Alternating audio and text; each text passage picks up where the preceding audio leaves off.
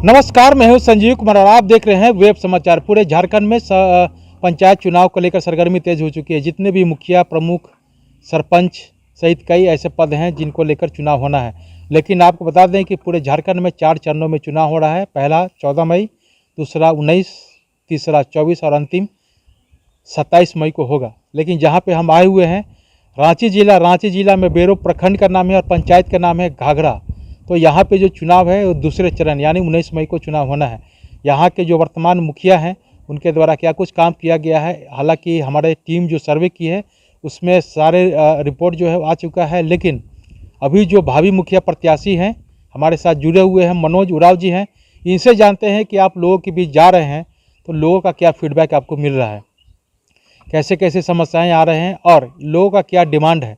अगर आप मुखिया बनते हैं तो इस पंचायत के डेवलपमेंट के लिए क्या कुछ काम करेंगे। हालांकि कोई भी मुखिया बनेगा तो सरकारी योजनाएं जो केंद्र सरकार या राज्य सरकार की योजनाएं हैं वो तो धरातल पर उतारने के लिए कोई भी काम करेगा। लेकिन आपका मैनिफेस्टो क्या होगा। जिस तरह से प्रधानमंत्री का मैनिफेस्टो होता है, मुख्यमंत्री का मैनिफेस्टो होता है, हर कोई अपना मैनिफेस्टो में होता है कि अगर मैं जीतूंगा तो ये करूँगा वो करूँगा, वो या बहुत सारे जो है वादे करते हैं। लेकिन आप मुखिया बनते हैं तो इस पंचायत के डेवलपमेंट के लिए क्या कुछ काम करेंगे, तमाम मुद्दों पर इनसे बात करते हैं। पहले तो आपको वेब समाचार में बहुत बहुत स्वागत है। बहुत सही स्वागत है आप लोग को भी कि रांची से चल के मीडिया प्रभारी के लोग आज सुदूर ग्राम इलाका सिजवा में पहुंचे हैं जी। अच्छा, ये बताइए कि आप जनता के बीच जा रहे हैं तो क्या कुछ लोगों का डिमांड है और कैसे कैसे शिकायतें आपको सुनने के लिए मिल रहा है। जो वर्तमान मुखिया जो है, जो पूर्व मुखिया हैं, उनके कार्यकाल से लोगों का क्या फीडबैक मिल रहा है और लोगों का क्या मांग है। जो वर्तमान में जो मुखिया हैं उनके कार्यकाल को देखते हुए जनता ने ठान लिया है और उनका जो कार्यकाल किया है 7 साल की कोरोना काल के मिला के हमको लगता है कि उन लोग का 7 साल के कार्यकाल ये पंचायत के प्रतिनिधि निभाए। क्योंकि 2020 में वो उनका कार्यकाल खत्म हो गया है। खत्म हो गया है।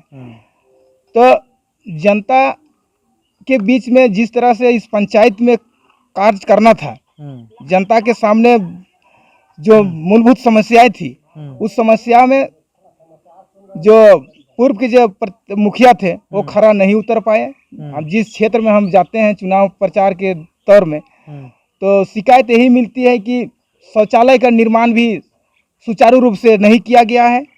उसमें किसी का लिस्टेड में नाम है उसको भी उन लोगों ने काम नहीं किया, उसको मतलब फाइनल करके उसका बिल को भुगतान कर लिया गया। आज यही शिकायत जनता हमारे सामने रख रही है और जो भी उन लोग के बीच में कार्यकाल के अंतर्गत किया गया पूर्ण रूप से नहीं किया गया है। यहाँ की जनता को छलने का काम किया इन लोगों ने। बिचौलिया के माध्यम से पंचायत के जितने भी सरकारी योजना चलाई गई उनमें से बिचौलिया के माध्यम से काम किया गया और विकास की कार्य को गति नहीं दिया गया। और मैं यही कहना चाहता हूँ कि आने वाला दिन में मुझे जनता स्वीकार करेगी तो निश्चिंत है कि घाघरा पंचायत को मॉडल के रूप में हम विकसित करेंगे। जहाँ तक बात रही किसान की, बिजली पानी का व्यवस्था हम निश्चित रूप से हम लोग इस क्षेत्र की जो है जनता वो गरीबी क्षेत्र से गरीबी रेखा में रहने वाले हैं, ज़्यादातर किसान वर्ग के लोग हैं। मेरा सपना है कि जमीन में जब पानी का व्यवस्था होगा तो किसान खेती बाड़ी करके अपना जीविका उपार्जन करेंगे। दूसरी बात रही चिकित्सा की, जो यहाँ हमारे घाघरा पंचायत में उप स्वास्थ्य केंद्र है जिसमें मतलब डॉक्टर की कमी है।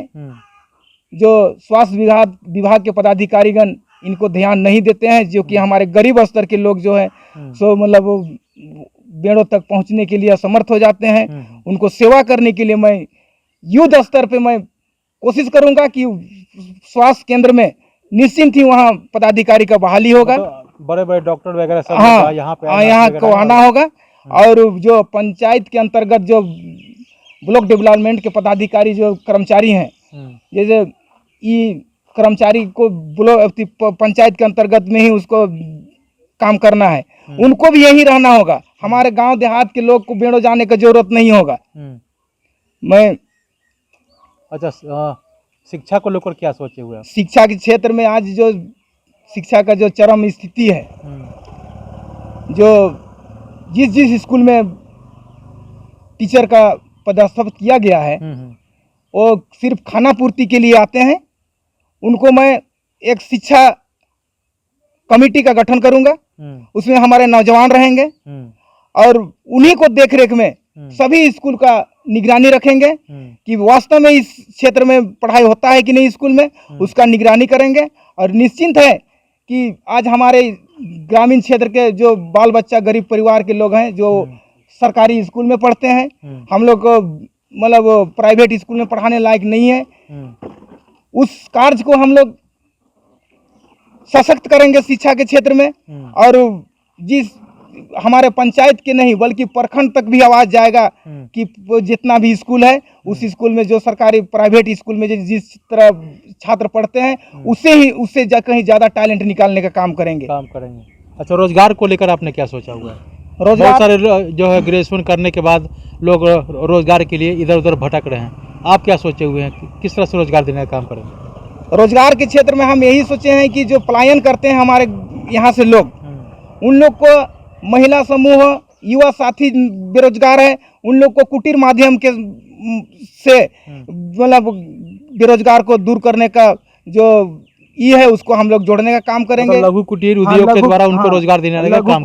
लघु कुटीर उद्योग के द्वारा उन लोग को रोजगार देने का काम करेंगे और जितना भी संभव होगा हम लोग जिला योजना तक का कार्य को हम लोग जनता के बीच में पहुंचाएंगे और शिक्षित बेरोजगार युवाओं को हम लोग कुटीर उद्योग के माध्यम से जोड़ने का काम करेंगे ताकि यहाँ के लोग, पंचायत के लोग, हमारे गांव के लोग बाहर पलायन ना करें। बाहर पलायन करते हैं। आज कोरोना काल को आप लोग सभी ने देखा कि मतलब जिस जगह गए वहीं फंस के रह गए। बड़ी मुश्किल के साथ हमारे गरीब नौजवान अपने जान बचा के घर पहुँचे हैं। ऐसा स्थिति ना हो, हमारा पुरजोर संघर्ष रहेगा जब तक हम इस पंचायत में, अगर हमारे जनता, इस पंचायत की जनता अगर मुझे स्वीकार करती है कि मनोज के हाथ में अगर पंचायत के बागडोर सौंपती है तो मैं वादा करता हूं कि मेरा शरीर में एक एक खून का कतरा रहेगा, तब तक हम गरीब जनता के लिए हम संघर्ष करते रहेंगे और सामाजिक काम कार्य करते रहेंगे। अजय, बताइए कि बिजली पानी की क्या स्थिति है?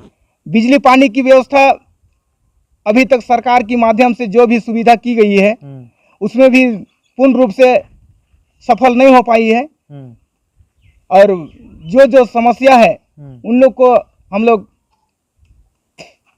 मांग करेंगे जिसे विभाग के माध्यम से और उसको भी दुरुस्त करेंगे हम लोग। उसको भी दुरुस्त करेंगे। अच्छा, सड़क नाली गली का क्या स्थिति है और क्या सोचे हुए इसके बारे में? सड़क गली नाला अब पुल पुलिया तो सभी लोगों ने बनाया है, हम आएंगे तो भी हमको वही कार्य करना होगा। लेकिन मेरा सिद्धांत और नीति यही है, हम आज पंचायत के में मुखिया प्रत्याशी के रूप में खड़ा है। मेरा एक सोच है कि हम उस जनता तक हम जाएंगे जो बेसहारा है, उस बेसहारा का आंसू पोंछने का काम करेंगे। जिसने हम यहाँ से जाते हैं बेड़ो या रांची जाते हैं, मेरा गरीब परिवार से जो बिलोंग करते हैं, उन लोग पैसे के अभाव में कहीं रास्ते में दम तोड़ देते हैं। इस स्थिति में हमारे जैसे जनप्रतिनिधि को सामने आके खड़ा रहना होगा। मुखिया ने कई भाई मुखिया ने कहा कि अगर हम जीतेंगे तो अपने स्तर से एम्बुलेंस का व्यवस्था कराएंगे ताकि गरीब गुरुओं को उसको फ्री ऑफ कॉस्ट वहाँ से जाकर के इलाज हो जाए। आप क्या सोचते हैं? मैं तो वादा नहीं करता हूँ, लेकिन मेरे अंदर में जो सोच और जज्बा है ये कार्य करने के लिए निश्चिंत ही जनता स्वीकार करेगी तो मैं जो जनता की आकांक्षा है मैं पूरा करेंगे। तो आपने सुना कि जिस तरह से मनोज उरांव जी है, घाघरा पंचायत से भावी मुखिया प्रत्याशी हैं, इनका कहना है कि अगर जनता मौका देती है तो केंद्र सरकार और राज्य सरकार की योजनाओं के अलावा किसानों के लिए, युवाओं के लिए, शिक्षा, स्वास्थ्य, रोजगार को लेकर के बेहतर से बेहतर काम करूंगा और इस पंचायत को मॉडल पंचायत बनाने का काम करूंगा। यानी मॉडल ही नहीं, इस पंचायत को मॉडल, ऐतिहासिक और आदर्श बनाने के लिए जो भी हमें कुर्बानी देना पड़ेगा। मतलब इनका कहना कि मेरे शरीर का एक एक खून का जो बूंद होगा इस समाज, इस पंचायत के डेवलपमेंट के लिए, विकास के लिए मैं अब समर्पित करने के लिए तैयार हूं ताकि इस पंचायत का चहुमुखी विकास हो सके। बहरहाल आप चलते हैं दूसरे पंचायत में, वहाँ के भी भावी मुखिया प्रत्याशी हैं, उनसे जानते हैं कि उनके द्वारा क्या कुछ डेवलपमेंट किया जाएगा और आगे की क्या रणनीति है। तमाम मुद्दों पर उनसे बात करते हैं। आपने वेब समाचार में समय दिया, इसके लिए बहुत बहुत धन्यवाद। बहुत बहुत धन्यवाद समाचार मीडिया प्रभारी के लिए, जी। इतना दूर से जो आए, आज हम लोग के बीच सम्मुख में खड़ा हुए और हमारे जन भावना का जो आवाज़ था उनको आगे तक ले जाने के लिए मैं आप लोग से आभारी हूँ। जी, तो अगर आपने हमारे चैनल को अब तक सब्सक्राइब नहीं किया है तो सब्सक्राइब कर ले, बेल आइकन भी दबाएं ताकि हर छोटी बड़ी खबरों से रूबरू हो सके। बहुत बहुत धन्यवाद।